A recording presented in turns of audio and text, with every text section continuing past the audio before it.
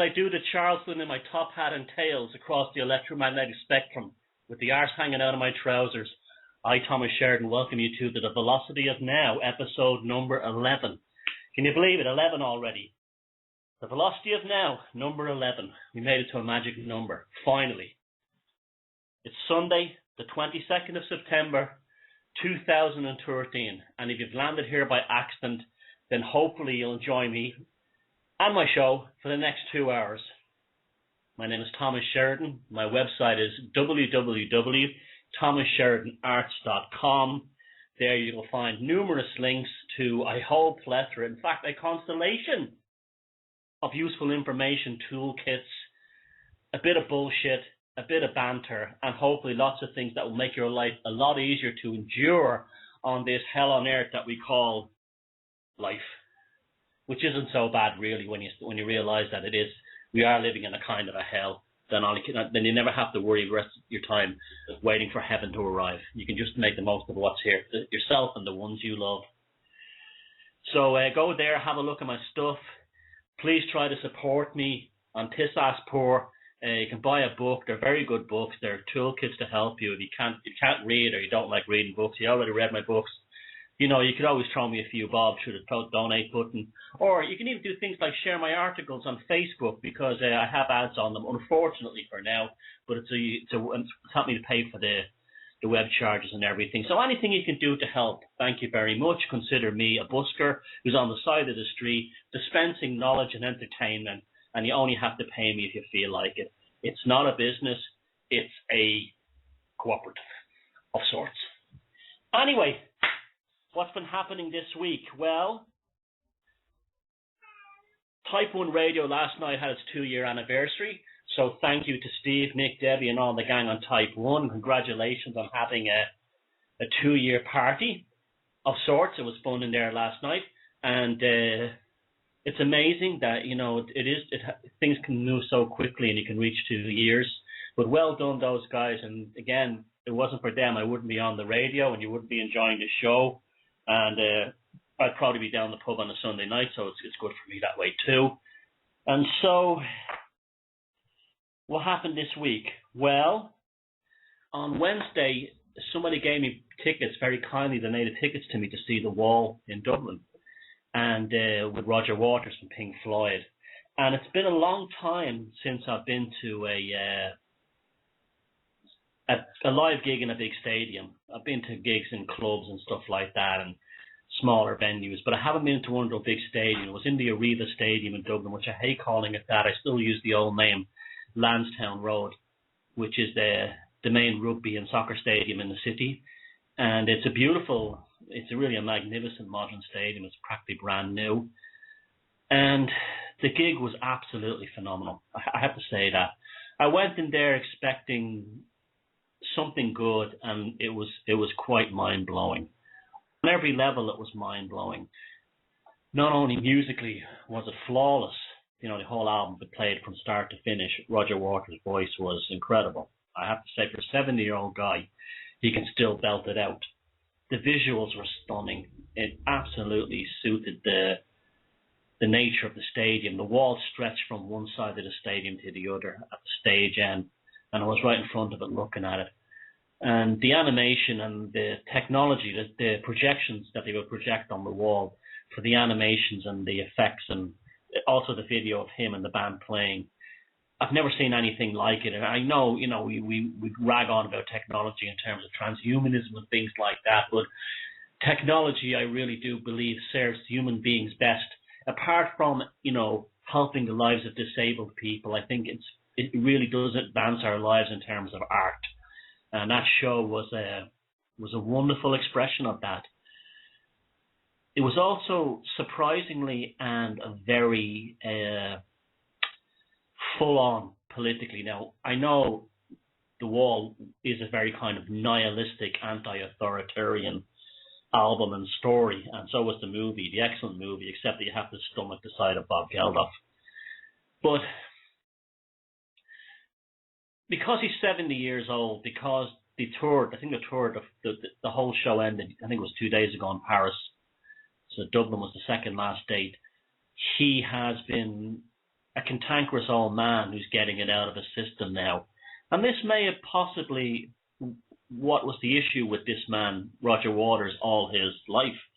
He was a complete bastard, and he'll admit that himself back in the 70s and 80s.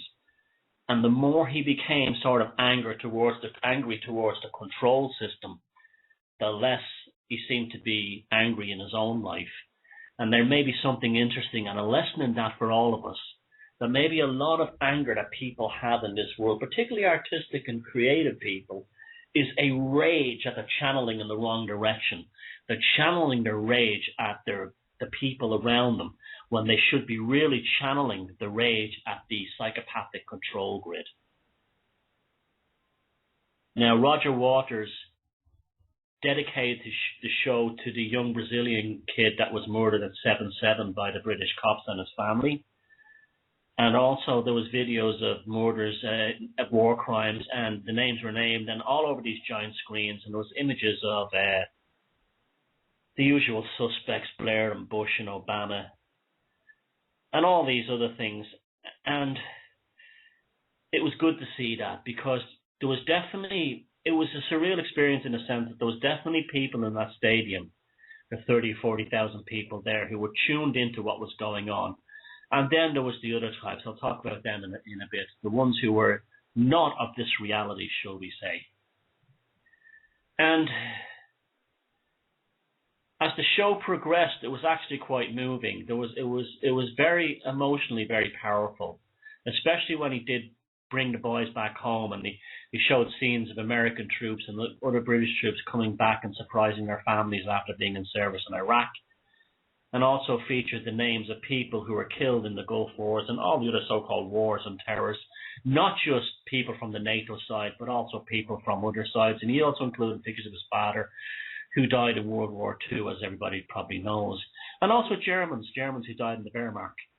So it was a very humanitarian, open, and very beautiful in its own way. But it was when he did Mother, when he said, "Mother, should I trust the government?"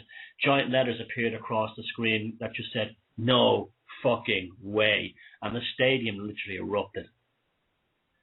So there is a tremendous anger out there in Ireland anyway, and a healthy cynicism that's buried.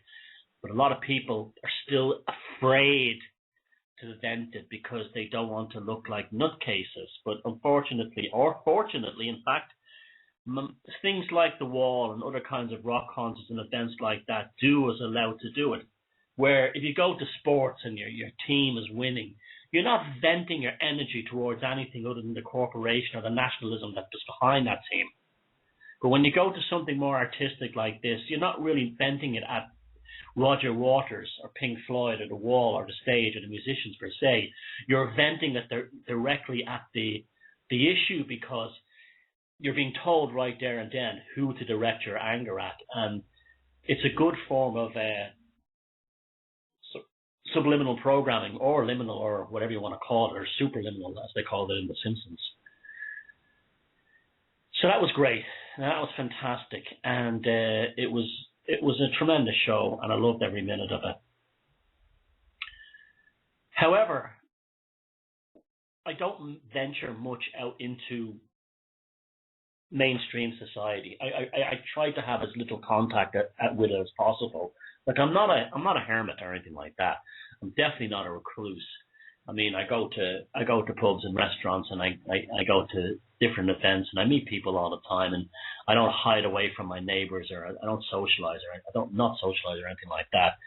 But I don't go to big events like this where you would see thousands and thousands of people, because I find myself very sensitive to, since I've become more and more awake and gone more inside myself, I've become very sensitive to large environmental and sensory overload. I found like Dublin is a very difficult city for me to be in now, because it's just so populated, so noisy, so filled with people and so filled with movement. Even things like the trams and buses going by with the advertisement on them was making me very, very tired. In fact, when I got back home to Sligo, I went into the town to get something to eat, and I literally, after being knackered for 2 days, I was able to jump up in the air and literally dance across the square because I just wasn't surrounded by this heavy urban impact. And so it was the same at the show. I see things I don't normally come into contact with. And what amazed me was, although the majority of the people there in the stadium were definitely into the band and into the music and into the whole energy of the event and the experience, there was a sizable contingency of assholes. I hate to judge people that way, but they were assholes. They were world-class assholes. They didn't even know where they were, many of them. They didn't even realize that they were probably in that stadium because they were so pissed out of their heads. Now, I had a few beers there, because just, you know, but these people were, these fellas mostly, were absolutely shit-faced and blitzed. And they were all very middle class too. You know, lots of like Leinster rugby jerseys and Trinity College scarves and stuff like that. So they weren't scangers or shabs. They were like, you know, so twerking so much, dude. You know those types, right? The Irish version of that, right? And there was one guy in front of me, and he was so pissed, drunk, that on top of he had the whole gig. He was like, "Hey, dirty woman," and he's trying to he's looking around to see some dancing, right? And then by the end of the show, well, way before the end of the show, he's so wasted that he has his iPhone. It was really fucking funny. He has this iPhone on his head, pointed at the stage to try and film the band while he's still coherent, and the fucking iPhone is switched off. I mean, and then he'll go to work the next day and goes, "Oh, I had a great time. Oh, it was just brilliant. It was great." And he didn't remember anything of it. By the last third of the show, he was asleep in his seat, passed out. But then, as weird as that was, at least he was wasted, right? At least he was drunk, so you can sort of forgive him, right? We've all done that in our lives, right? There was other people who were, and I still cannot get this into my head in the days since, were watching the wall on their iPad screens. The band in front of them on the stage, the iPad screen held in front, and not just one or two, I'm talking about dozens, looking at the show on the iPad screen, holding it in front of them.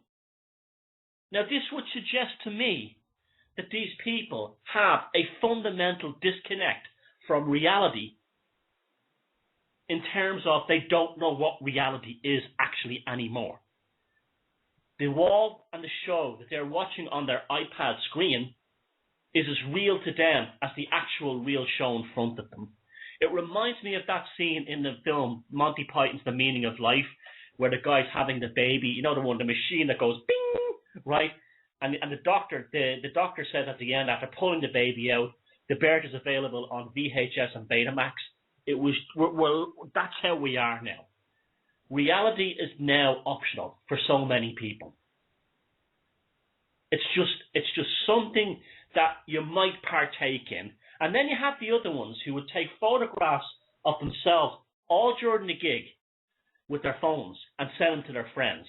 The self-paparazzi types. So I know I'm probably saying this to people who see this stuff all the time. But if you're someone like me, I don't really do that kind of stuff much. So to me, it was kind of incredible and shocking. Transhumanism, here we come. In the second hour of the show today, we're going to have independent scholar Joseph Atwill and Ryan Gilmore. Joseph Atwill is the author of Caesar's Messiah, the Roman conspiracy to invent Jesus. And Joe and Ryan will be in London on the 19th of October 2013 at Conway Hall for a one-day symposium that will explore Christianity as a case study in government mind control. That sounds amazing. Understanding the ancient techniques of the Caesars gives insights into modern techniques used by public relations firms today, weaponizing public imagination to create unending stealth class war. Joe and Ryan will be joined on the 19th of October by Kenneth Humphreys, author of Jesus Never Existed. And you can check his website after the show is finished. You can look at it now if you want. covertmessiah.com. As usual, all the links for everything today will be in the show page. So that's going to come in the second hour of the show tonight. So that should be fantastic, because that's literally right up my street. Not that I'm a big biblical scholar, but I do believe, I'm probably wrong, and I'm sure Joe and Ryan might put me straight on this. My own opinion of Jesus Christ is there probably was a Jesus Christ character, and at some point the Roman imperial structure took ownership, particularly towards the time of Constantine, took ownership of the Christ philosophy and transformed it into a political system to pacify the citizens of and the slaves of the empire, because the philosophy had grown so much. And it also played hugely into undermining Jewish nationalism in the Middle East, because they could blame the murder of Jesus Christ on the Jews and so forth. So that should be in an hour. Now, what else can I talk about now? Oh, yeah, I want to talk about Russell Brand. Russell Brand is getting an awful lot of airplay in the alternative media lately. He's appearing on my Facebook wall nearly constantly. Now, I don't know whether he sincerely is an activist or whether he's just tapping into an untapped market, or if he's a shill. I'm not going to say this. I don't know the man personally. I'm not going to call him anything out like this. I'm just putting this out there for your speculation, or for your comments, even if you want to put it into the show below here. But Russell Brand, I first saw him when I think it was 2008 or 2007. The infamous, what was her name? Jade Goody, Celebrity Big Brother one, the one where she did the whole racist thing with Shilpa Shetty and was thrown out of the house. Now, he was doing a show in the evening. He's probably famous for this. I didn't know. It was called Big Brother's Little Brother or Little Sister or something like that. And it was like an after show special that they had on Channel 4. And I actually thought Russell Brand was very, very funny during it. Now, I was quite surprised at how dirty he was, and that's great, because I love dirty jokes too. I'm very good at telling them. But he was telling really, really good dirty jokes and doing really, really funny intros where he would he pretended to be masturbating as he was as the camera came in, and I was laughing my head off at the guy at the time. And then the next thing you know, he's a big kind of Hollywood star, and I've seen a few of his bits and pieces, and I thought, well, he's okay guy. He's quite intelligent. I didn't have a problem with him. And then, of course, but the media is full of all this stuff like, he shagged thousands of women. Well, that's actually a good thing in my book, because that's his own business. That what he does with his willy, that's his own business. I don't care about that. I find it very interesting, though, that so many people in the so-called alternative movement who are completely hung up on sexuality and people expressing themselves sexually seem to think he's wonderful now, because half of these types, a few years ago, would be all over the David Icke group calling him a pedo or something, because they seem obsessed on that group with pedophilia, and just about anything is proved you being some kind of pervert.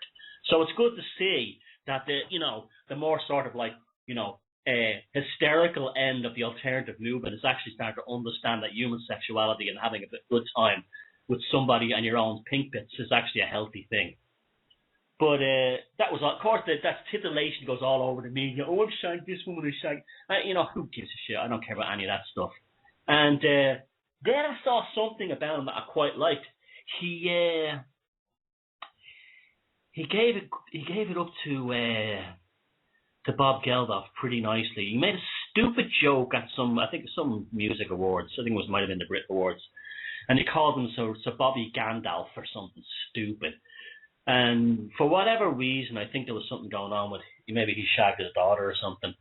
Geldof gets up on stage and goes, Russell Brand, what a cunt. And it was nasty. It was real nasty. And you have to see this video. The look that Geldof gave at Russell Brand was like two predators or two dogs and one cowering down. Russell Brand was genuinely scared of Geldof. Sir. I reckon you should be scared of anyone that has a title, Sir. They're either out to kill you or rape you. But anyway, he was genuinely scared. And then he came back with, I thought was one of the best comebacks I ever heard. And he said, a round of applause there for Sir Bob Geldof.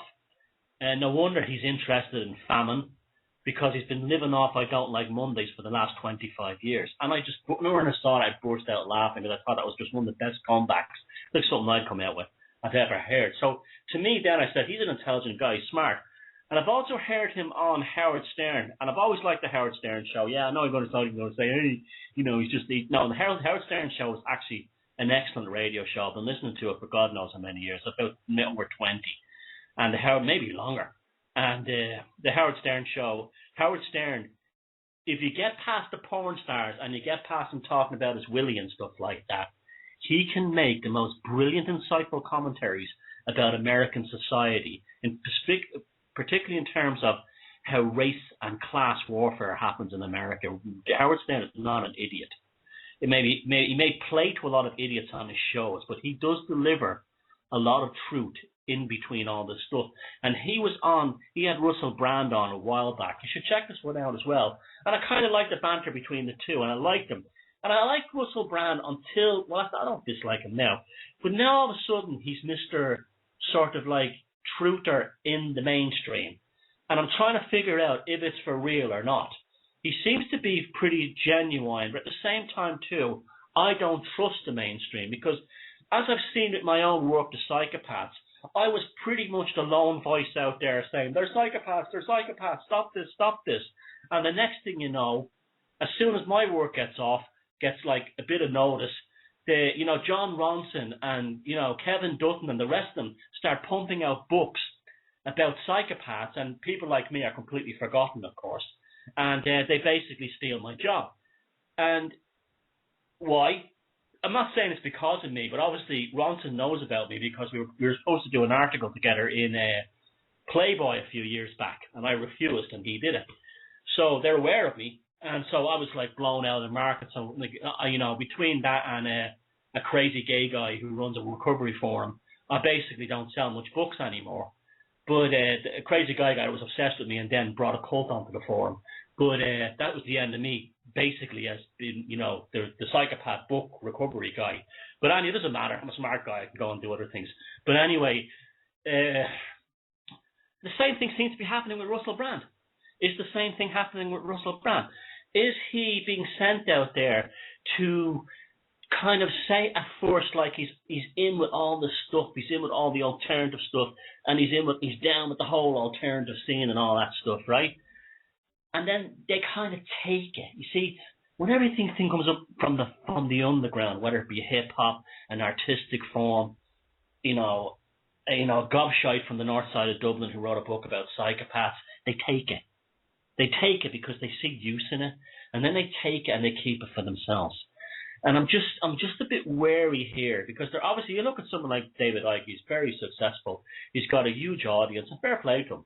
And he's gotten really big. And so like Alex Jones is really big. And the Schilderberg Festival that they had in the Cambridge socialist crowd, Schild set up down there outside London in Watford there during the summer. They're obviously interested now in the movement enough to take it over. So is he that debating hook? So while all you truthers and alternative people are going, hey, it's great, we have a celebrity on our side, isn't this great? You just be careful that he's not actually stealing it from you. You just be careful about that, because it can be taken. It can be stolen very, very easily. And then it's taken over, and then they twist it back to how they want it. So they take what we've generated and built. I've seen it with my own psychopath work, so don't say it doesn't happen. We take it so far, they take it over, and then they do two things with it. They either say, oh, it's real, but it's not as real as you think it is. That's what they did, the psychopath stuff at first. And then they'll do, well, it's good fun, it's humorous, a la John Ronson, who already did that with The Men Who Stared into Goats. Or they could take it over and then they completely screw it back into the mainstream again. True socialist groups especially. anything to do with socialism it's radical socialism, is a conduit back into the mainstream. It's just to grab things that are coming up, take them, steal them, and shove them back into the mainstream. So before, again, I said it last week, and I'll ask you to do it again. If you see a picture of Russell Brand appearing on your Facebook wall and you get a twitch in your arsehole, don't suddenly share it. Think about it. Consider, am I being a sucker here? Am I being played? Russell Brand could be genuinely, a good guy on our side. I'd love to think that he is. However, you, I, and everyone else knows how the media and the mainstream works. Alternative opinions are not tolerated. It's as simple as that. Or they're co-opted towards the control system. This is how psychopaths work. So I hope, I like Russell Brand as a comedian. I think he comes across as a decent guy. I'd actually kind of like to meet him one day. I think he'd be a good guy to hang out and have a chat with and stuff like that. And he's obviously a smart man. And some people hate him, some people like him. I don't have a problem with him at all. He doesn't bother me as a person. And I think he does have his moments. He's got those stupid movies he's made. And we hope that this is legit. But again, we have to make sure we're not being played for suckers. Because it happens. It happened to me. I was played for a sucker. Basically, my career as a psychopath writer and a person commenting on psychopathology was basically stolen from me by basically a real organized structure taking place between the mainstream and CIA-funded groups within the alternative movement. And that was the end of me writing about psychopaths and talking about it, because after that, I was kind of finished. And so that's okay. I did my bit. I put the stuff out there and people learned a bit about it. But what can you do? This is life. You move on. You don't fret about it. And you continue to go on working in other subjects. So no matter what happens with Russell Brand and the whole issue with him being an alternative person, it doesn't really matter. Even if he is there to co-opt it, bring it in, make it respectable and, do it that way, it doesn't matter, because there'll always be something else that'll be screwed up and corrupt in the world. And there'll always be something up coming forth in the 21st century that will be like this, that will always have problems coming towards and new things we can jump in on. So Russell Brand, I don't really care. It's an interesting thing. It's something to talk about, something to ponder. But even if he is a shill and he's there to take it over, it doesn't matter at the end of the day. We will move through the 21st century, finding new poison and pollution, new psychopaths at the top, and all other kinds of things we can expose. And we will continue to do it. And I've just been told that I'm wheezing. I'm sorry about that. I'm a chronic asthmatic, and I've been all my life.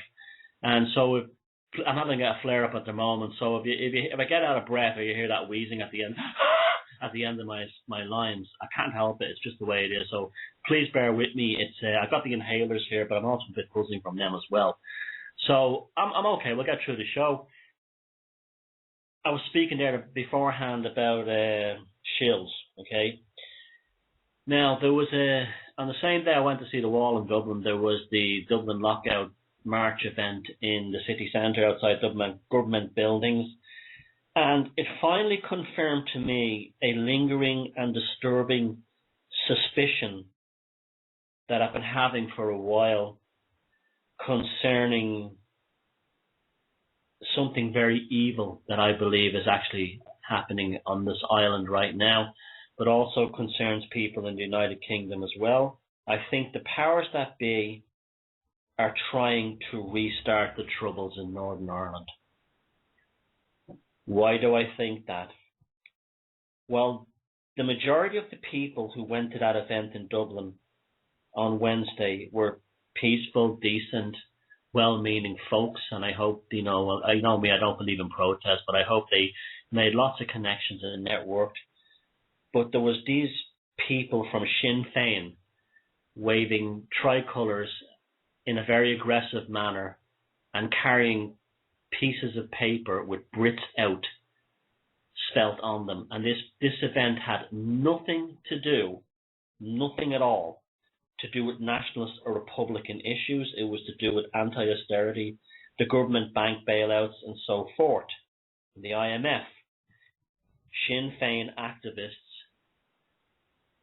basically tried to take over from what I can see, and they may have even been fed in there by the leftist radical groups, because I was looking around Facebook for photographs and info on the event when I got back home to see how it went, and there was a picture that some kind of like radical left Facebook page in Ireland posted of a guy who looked like he was spaced out of his head holding a cardboard sign up with Brits apostrophe S out badly written on a sheet of cardboard, and a fucked up look on his face like he was all screwed up.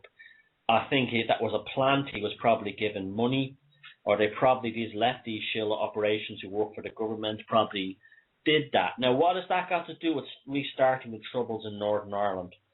Well, there's a lot of sneaky and smelly stories appearing in the media, which I'm not happy about.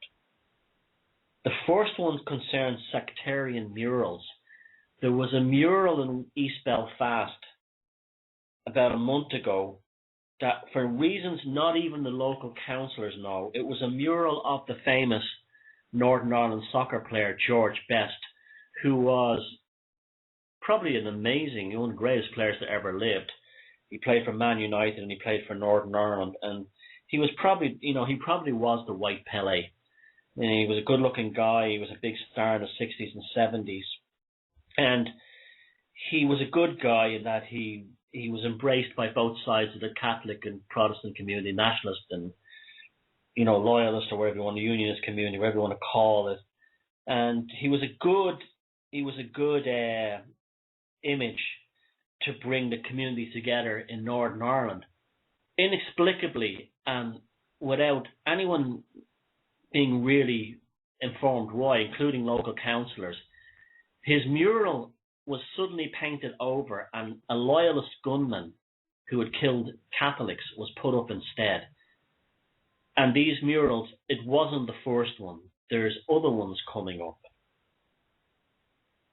On top of that, the sudden appearance out of the blue for no reason of sectarian murals on both sides, including one where they took the word IRA and they wrote library over it, and it was sold as a cutesy story, but I think it was actually, because it made the front page of the BBC website, it was put in there in an inflammatory way, because generally the IRA would always have been sold as the kind of like the more intelligent of the groups up there.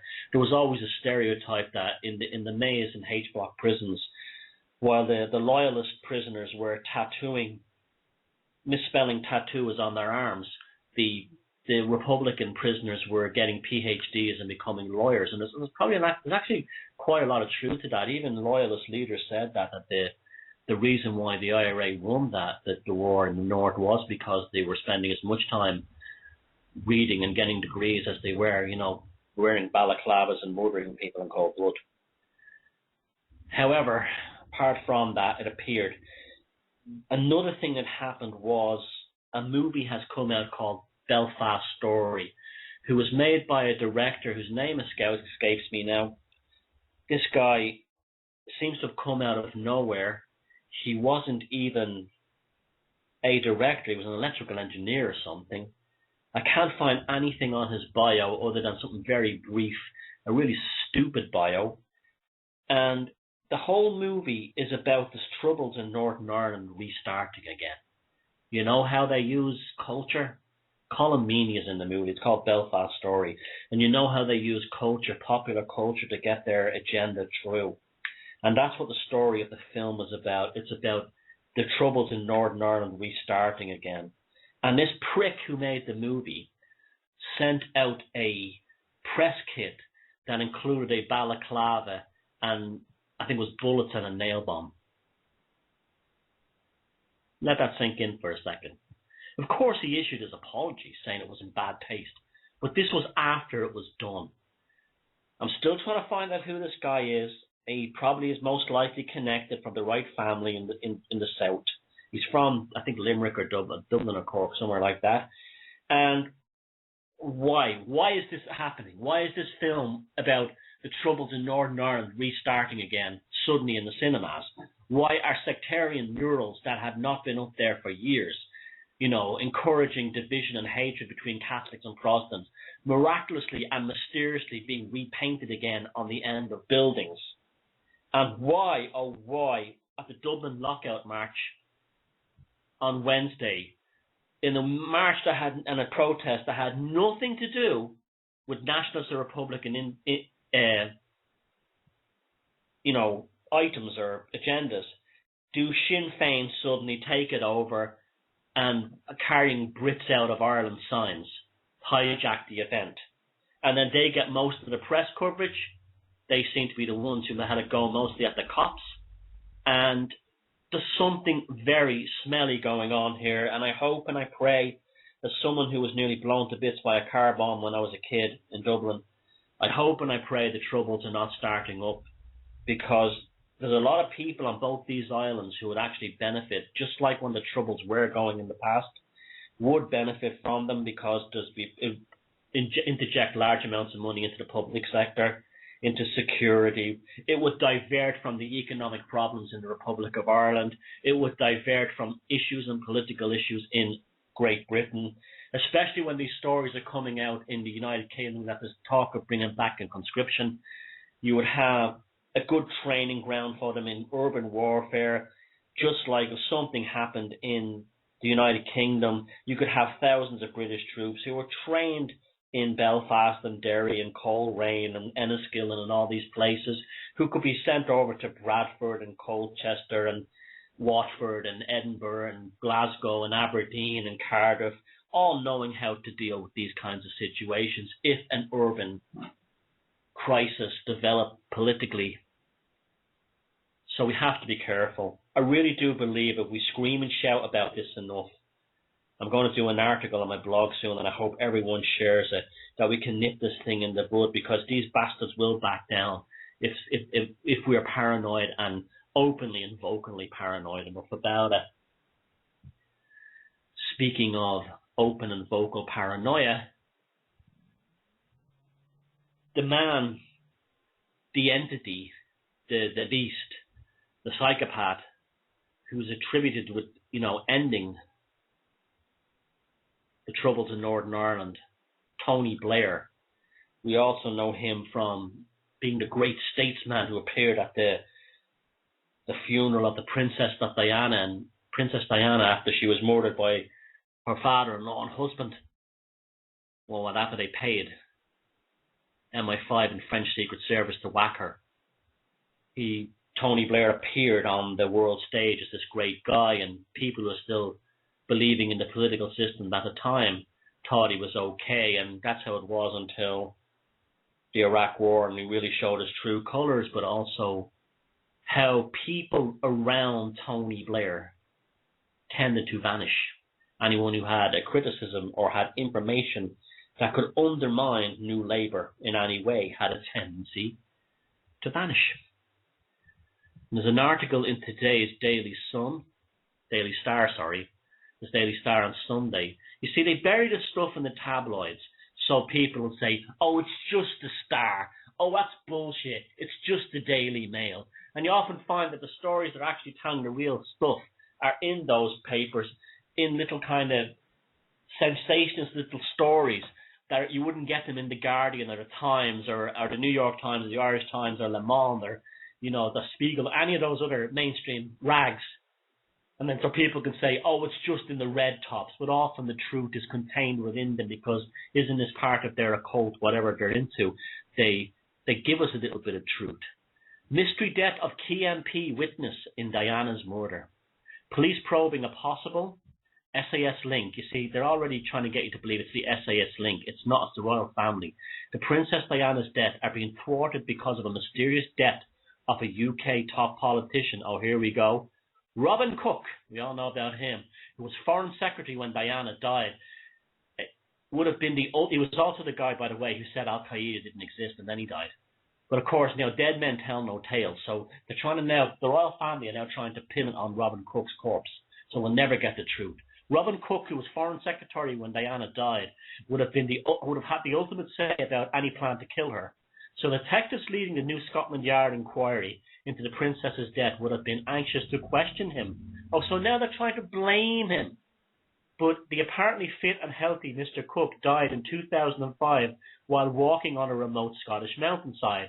A helicopter took 30 minutes to get to the scene after he tumbled down an 8-foot ridge. Just like an ambulance took 3 hours to bring Diana to a hospital that was like a couple of hundred yards away. Mr. Cook's wife, Gaynor, did not get into the helicopter and was instead left to walk down the mountain. By the time he was probably hit with some kind of high-powered weapon, some kind of sonic weapon or some kind of ultrasound weapon that hit him from a distance, knocked him off the ridge, and they had the helicopter with the injection, the lethal injection in there, ready to whack him on his way to the hospital. By the time she got to Raigmore Hospital in Inverness, her husband had already been pronounced dead. A heart attack was blamed. He was 59. Mr. Cook died a year before the conclusion of Operation Paget, the Met's official inquiry into Diana's death, and 2 years before the official inquest. His death had a huge effect on the efforts by French authorities to get to the bottom of Diana's car crash in central Paris in 1997. What an absolute crock. Like, you think about this, that all the information and all the evidence pertaining to the murder of the Princess of Wales was contained within the cranium of this one foreign secretary, and it went with him. He didn't have files, he didn't have staff, he didn't have numerous people working on it. Oh no, everything to do with it was inside his skull. A senior French judicial source said, "It would have been important for us to question Mr. Cook about these dramatic developments." Well, wouldn't it be? If the accusation is that he was the man who may have sanctioned the attack, you see, this is incredible. They're now trying to blame, by all accounts, a decent guy as being the one who sanctioned the attack on Diana. Do you now understand why I make my life's work to tell you about these psychopaths? This is why Joe Atwill is coming on the show. They rewrite history.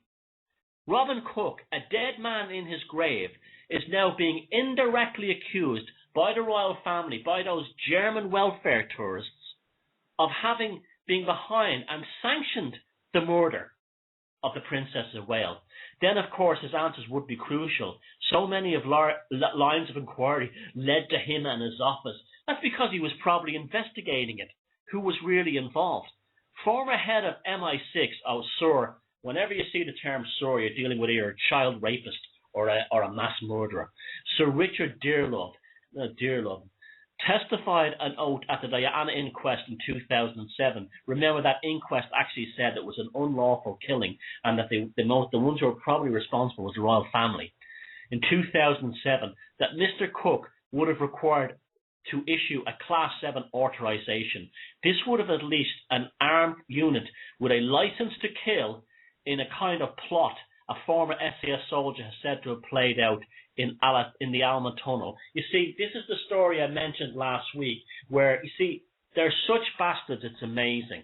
Last week I mentioned that, like, a former SAS officer who was also the driver and driving instructor of Prince William had mentioned to his wife that he had been involved, or he had heard of a plot to murder the Princess of Wales. That was to leak out the idea that the SAS was involved. But the real money shot now is to get it back to a dead man who can be blamed for it. Diana's Mercedes crashed into the underpass wall, killing her then boyfriend Dodi Fayed and their French chauffeur Henri Paul.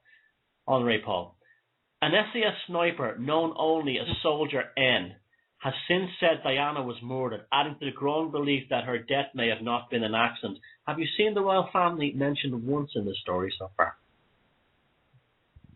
Around 30 SAS soldiers, I bet it was 33, who were serving in 1997 have now been re-interviewed in an internal probe. On April 7, 2008, an inquest jury concluded that Diana and Dodi were unlawfully killed by a grossly negligent driving of Henri Paul. That's not what happened at all. They did not come to that conclusion. You see, that the media, journalists are scumbags. Newspaper journalists and editors are absolute scumbags. That was not the findings of the inquest. The findings of the inquest was unlawful killing. not gross negligent driving of Henri Paul and the pursuing paparazzi reporters. But such findings have been hotly disputed. Of course they've been hotly disputed because the court verdict didn't fucking deliver that. It's just amazing. It's just incredible when you wake up and you see how the world really is. It's just mind-blowing how much lies this filth in mainstream journal. Look, I mean, you look at Piers Morgan, the scumbag, right? Piers Morgan, how he has went from being a vicious, sneaky little cretinous toad, right-wing little vicious scumbag propagandist, and now he's some kind of liberal, pansy in the United States. Just tells you all you need to know. It's all a game. Now it is argued that Diana was murdered when a piercing light was shown directly at the car she was travelling in.